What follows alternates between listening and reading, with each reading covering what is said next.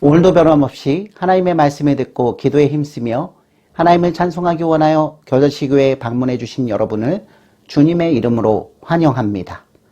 오늘 우리가 읽고 나눌 말씀의 제목은 무엇이 죄입니까? 입니다. 이제 우리 다 함께 레위기 5장 17절 말씀을 찾아보겠습니다.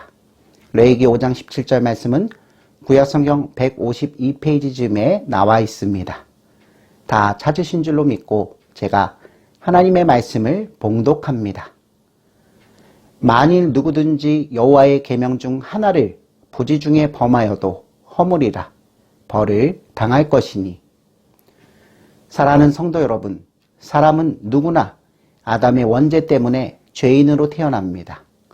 우리 자신을 가만히 살펴보면 그 사실을 쉽게 확인할 수 있습니다. 정말로 저와 여러분들은 죄인 중에 죄인입니다. 그런데 죄인임을 시인하는 우리 마음속에서는 이와 동시에 한 가지 의문이 생겨납니다. 그것은 바로 죄인인 사람은 스스로의 힘으로는 선한 행동을 전혀 할 수 없는가입니다. 성도 여러분, 세상에는 착한 사람들이 많이 있습니다.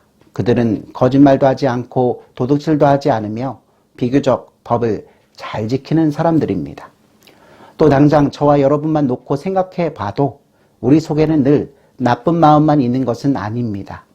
때로는 저와 여러분들은 착한 생각도 합니다.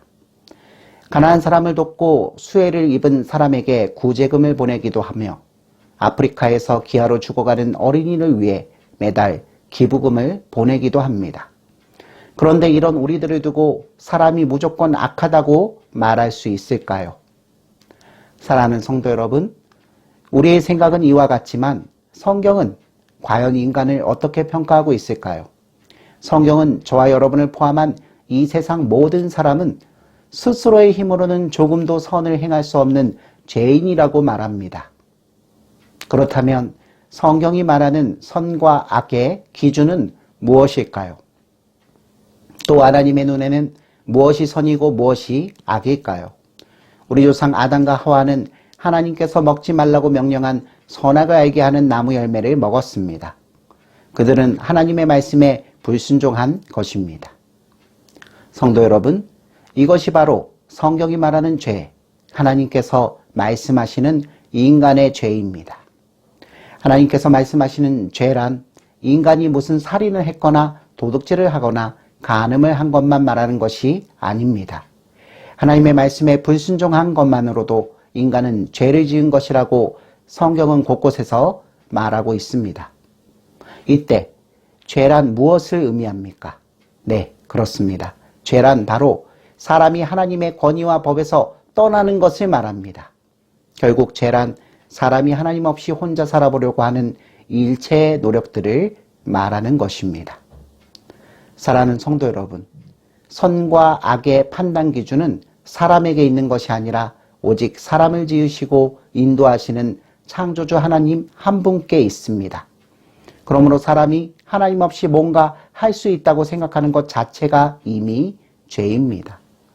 사람의 눈으로 볼 땐 뭔가 대단해 보이고 착해 보이는 일도 만약 하나님 없이 사람의 생각과 의지와 노력으로만 하고 있다면 이것이 바로 죄입니다.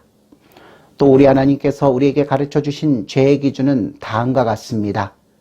죄는 하나님의 율법을 조금이라도 부족하게 지키거나 그 법을 어기는 것입니다.